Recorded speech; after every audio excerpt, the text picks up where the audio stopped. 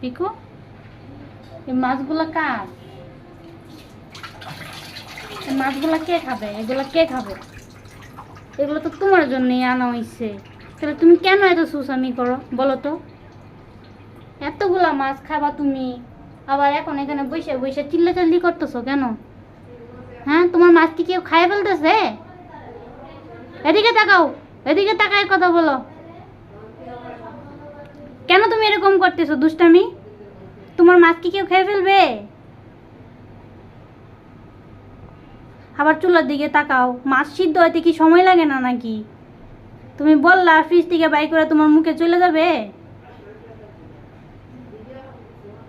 বেয়াদবি করো সব সময়, বেশি বেয়াদব হয়ে গেছো।